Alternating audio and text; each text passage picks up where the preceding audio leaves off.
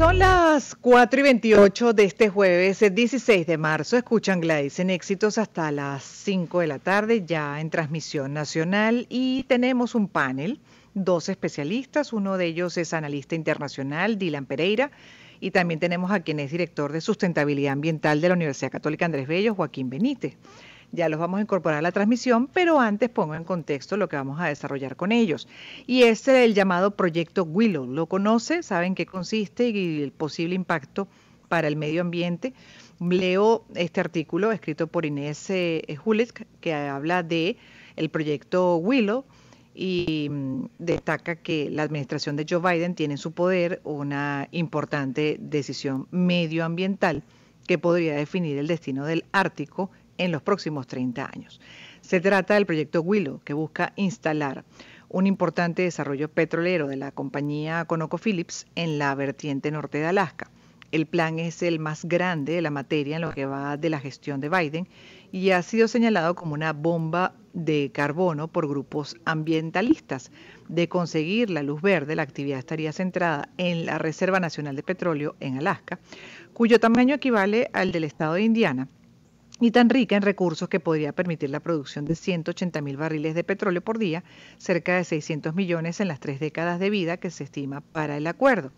Esta iniciativa generaría asimismo entre 8 y 17 mil millones de dólares en ingresos federales, lo que constituye una propuesta más que atractiva para la Casa Blanca. Sin embargo, no serían solo las arcas estadounidenses las que aumentarían considerablemente, porque esta producción derivaría en la liberación de 278 millones de toneladas de emisiones de gases del efecto invernadero en la atmósfera.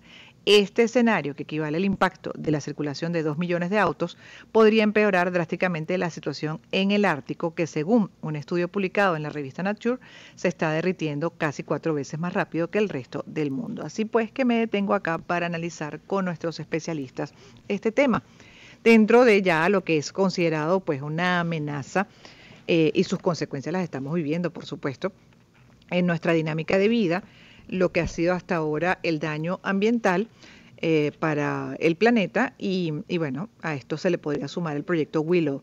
Buenas tardes y bienvenido, Dylan Pereira, analista internacional. Buenas tardes, Gladys. Un placer estar nuevamente contigo en este espacio. Y también gracias a Joaquín Benítez, director de sustentabilidad ambiental de la Universidad Católica Andrés Bello. Buenas tardes, bienvenido. Gracias, Gladys, por invitarnos. Mucho gusto, Dylan. Bueno, por aquí estamos para conversar.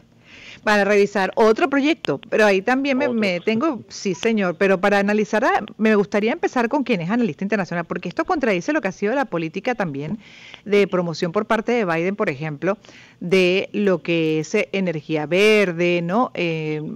Circular también la economía, que en algún momento, de acuerdo a sus estimaciones, proyecciones en la gestión, además pública, supuestamente en una quizás no sé si 2 décadas podríamos estar supuestamente ya utilizando más de recursos que no afecten al medio ambiente. Y ahora uno se encuentra con este proyecto y la verdad es que uno se pregunta qué estaría pasando, si esto no es una contradicción de la administración de Biden. Dylan.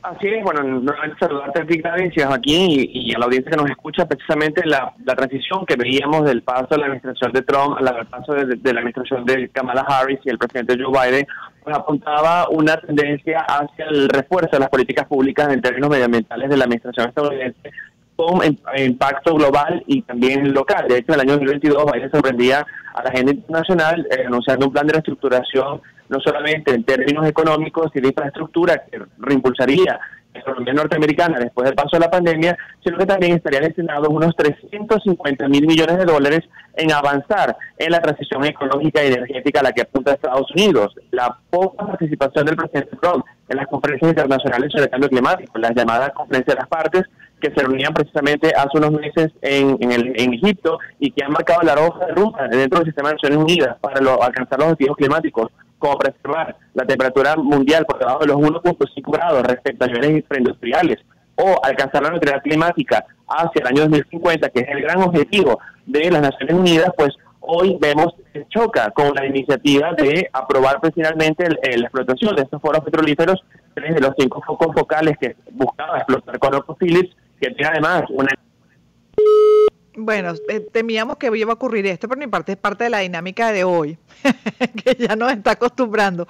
Rápidamente el equipo va a reubicar a Dylan Pereira, analista internacional, además tratar de ponerlo al aire por otra vía más efectiva de comunicación. Mientras tanto, tenemos también a quien es director de sustentabilidad ambiental de la UCAP, Joaquín Benítez. Así que también con usted revisamos esta política que contradice lo que ha sido supuestamente parte del propósito de la gestión de Biden, ¿no?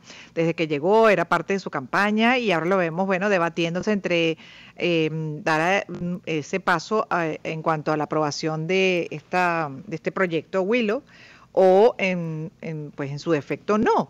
Y ahí también pregunto, bueno, ¿qué opciones tiene Estados Unidos? Porque también la crisis, por ejemplo, de Rusia, la invasión de Rusia en Ucrania, la situación con el petróleo, bueno, lo que ha sido también para Estados Unidos una amenaza desde ese punto de vista como fuente energética, lo ha llevado seguramente a considerar esa necesidad de tener que desarrollar proyectos que le den autonomía. No sé cómo lo ve usted, pero nada fácil el escenario.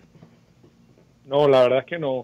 Fíjate que revisando un poco lo que son las consecuencias ambientales de este tipo de proyectos, ¿no? Uno encuentra que hay unas consecuencias ambientales en el sitio, en la región, en lo que va a ocurrir en esa región del norte de Alaska cuando el proyecto se desarrolle, en los riesgos ambientales y socioeconómicos que hay, que pueden ser importantes. Y luego el otro gran impacto que tiene el proyecto es efectivamente eso que estabas mencionando. O sea, este proyecto ha sido calificado como una bomba de carbono, y creo que más allá de las dimensiones, porque si revisamos las dimensiones de este campo petrolero, pues si bien es un proyecto grande, es un proyecto importante y un yacimiento que se va a explotar durante muchos años, no es tampoco de los más grandes. La producción de lo que va a ser este campo petrolero, la producción diaria de lo que va a ser este campo petrolero, que la sitúan algunos entre 100.000, otros entre 150.000 barriles diarios, pues apenas supera el 1% de lo que es la producción actual de petróleo de los Estados Unidos. Entonces, imagínese. Sí, entonces, claro, yo creo que el impacto más importante y por lo que ha causado mucho revuelo es también por la reacción, creo yo, que es justificada de mucha gente que ve con sorpresa cómo hay una variación de la política climática de Biden. Este proyecto va a durar más que lo que mencionaba Dylan, que es la meta del 2050 para alcanzar la neutralidad neta de carbono. Entonces, claro, es como decir, miren, en realidad descarbonizarse no es como que tan fácil, ¿no? Y hay que hacer otras cosas, y yo creo que es un balde de agua fría para muchísima gente por el impacto que tiene el hecho de por los impactos ambientales, por supuesto, y los impactos locales que luego los podemos comentar, pero sobre todo por lo que significa para toda la intención planetaria de descarbonización. Creo que es un proyecto simbólico importante y que algunos lo verán con preocupación, otros lo verán como que finalmente alguien colocó los pies sobre la tierra, quiero decir desde el punto de vista económico, no ambiental, y entendió que no nos vamos a descarbonizar tan rápidamente, ¿no? Bueno, de hecho el tema ha cobrado relevancia en las redes sociales, donde se han impulsado incluso campañas, por ejemplo, bajo los lemas Stop the Willow Project y Stop Willow, y ya han conseguido más de 150 y, por ejemplo, 148 millones de reproducciones en TikTok respectivamente. En pocos días se convirtió en uno de los 10 temas más debatidos en línea. Y la pregunta que uno hace, volviendo también al internacionalista, a Dylan Pereira, analista internacional, ¿por qué en este momento pues se estaría considerando? Tiene que ver con la coyuntura y con lo que ha sido, por supuesto, para Estados Unidos también una situación complicada de manejar lo que es esa dependencia de otros países en cuanto a todavía lo que ya bueno, es parte de una realidad por cambiar, pero parte de esa realidad, obviamente, para la estabilidad de todas las economías, el petróleo. ¿Lo tenemos? Bueno, es evidente, Gladys, que el contexto geopolítico global Entonces volvemos mientras se logra ubicar a Dylan Pereira por otra vía que sí nos permite escucharlo, volvemos a Joaquín Benítez, porque además, bueno, se ha viralizado, pero la pregunta es esa, ¿no? De la consideración que en este momento se está haciendo de que pueda aprobarse, y le sumo otro elemento que fueron las declaraciones del presidente de ConocoPhillips. Permítame un segundo que este mismo artículo que he referido, pues aquí está todo el recuento sobre este tema en particular y lo que podría ser el impacto al medio ambiente, incluso esas políticas mundiales para proteger al planeta en una serie de etapas. Acá, mientras logramos retomar la comunicación, cito además las palabras de el presidente de ConocoPhillips Alaska, que dice: creemos que Willow beneficiará a las comunidades locales, mejorará la seguridad energética de Estados Unidos, al tiempo que producirá petróleo de forma responsable desde el punto de vista medioambiental y social. Y a esto se sumó el argumento de algunos defensores del proyecto que sostienen que los estándares ambientales acatados por Estados Unidos son mucho más estrictos que en el resto del mundo. No obstante, esto ha sido desmentido por un juez federal que en 2021 advirtió sobre inconsistencias respecto a las consecuencias del proyecto y la falta de protecciones en esta región ecológicamente sensible, y lo sometió a revisión. Este episodio, que data de la era de Trump, obligó a la Oficina de la Administración de Tierras a dar lugar a esta objeción, el principal obstáculo para su implementación, y el proyecto fue parcialmente reformado. En lugar de proponer 5 sitios de extracción, se redujo a solo 3 señalados de seguros, aunque expertos han alertado que este cambio disminuye apenas 2% los efectos totales. En otras palabras, el gobierno estadounidense prefiere una versión reducida del proyecto y sus ganancias antes que su eliminación total. Y aquí entonces me detengo para conocer su punto de vista también sobre estos argumentos, señor Joaquín. ¿De verdad? Me está diciendo el equipo que tampoco tenemos al señor Joaquín Benítez. Entonces vamos a aprovechar para hacer una pausa musical y en unos minutos volveremos. Pero antes, también para sugerir que... Una oportunidad para empezar. 2023. Circuito Éxitos. Caracas, Maracay, Puerto La Cruz, Puerto Ordaz, Barquisimeto, El Vigía, Mérida, Táchira, Margarita, Maracaibo, Maturín. Circuito Éxitos. Encontremos más motivos para compartir.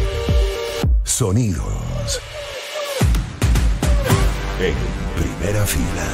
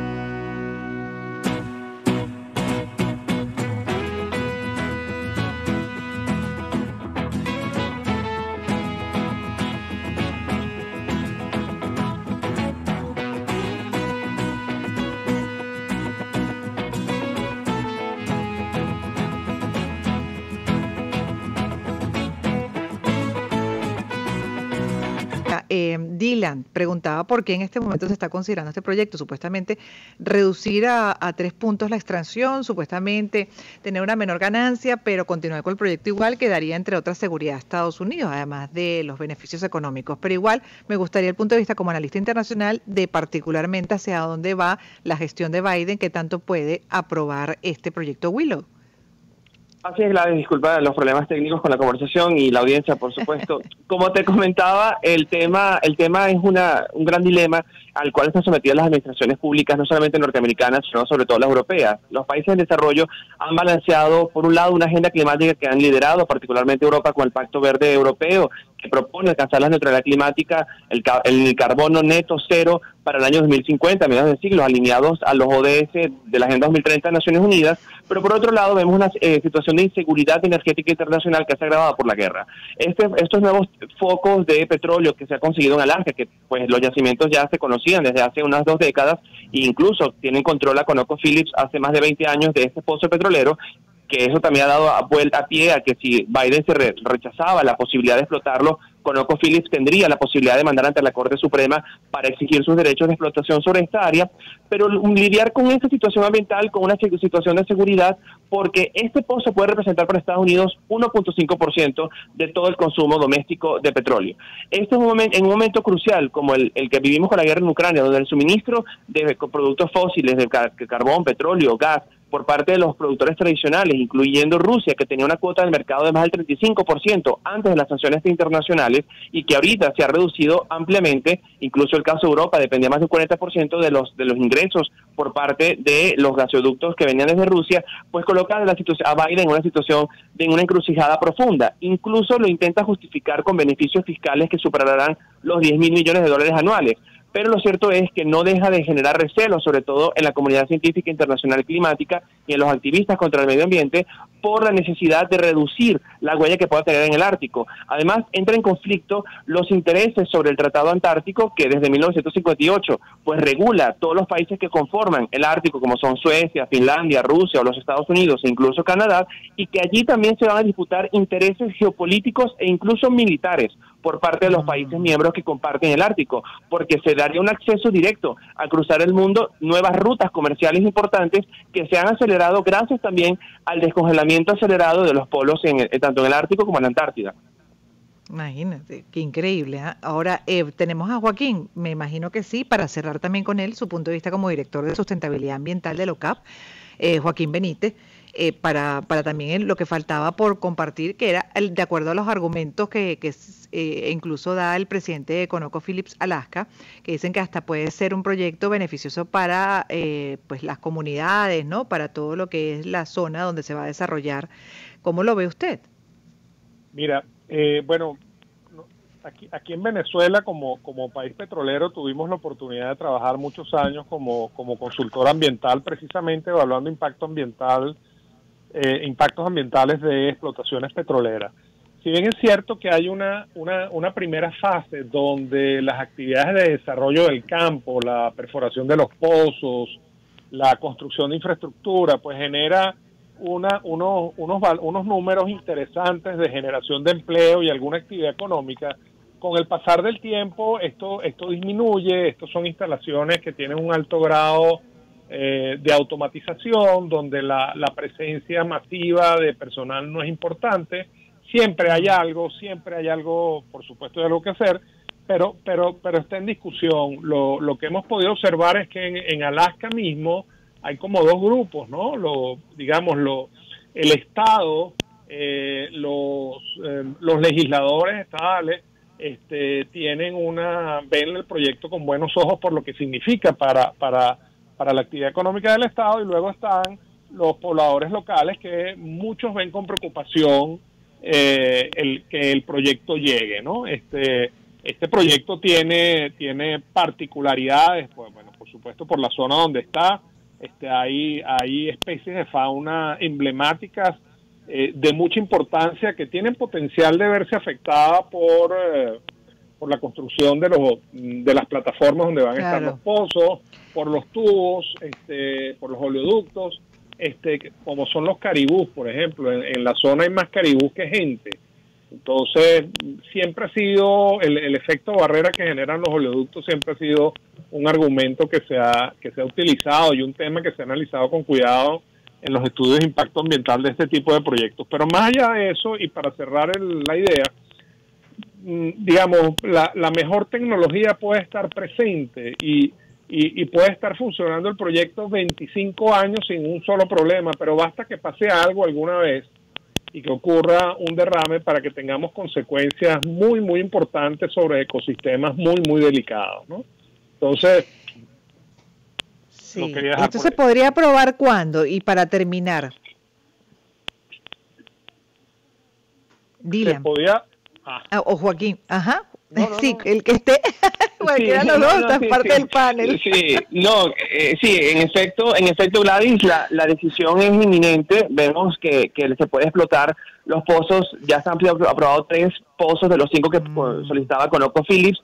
Se pretende también, para una especie de compensación carbónica, extender la protección de 45 millones a 60 millones de hectáreas en la zona circundante, que como bien decía el doctor Joaquín, pues tiene una alta vulnerabilidad y que incluso violaría los tratados que conforman el sistema antártico, como la convención que protege la fauna y flora que allí se desarrolla, incluso los animales marinos que tienen vida en el círculo polar ártico, por lo cual tiene que ser una decisión muy delicada y que podría extenderse a partir de ahora durante los próximos 20 años con una capacidad de producción de 180.000 barriles diarios de petróleo, que esto es una cuota muy significativa y que daría pie también a que nuevos productos y procesos de exploración de energía y de yacimientos se puedan dar en la zona. Y quizás esta es la mayor preocupación de los legisladores.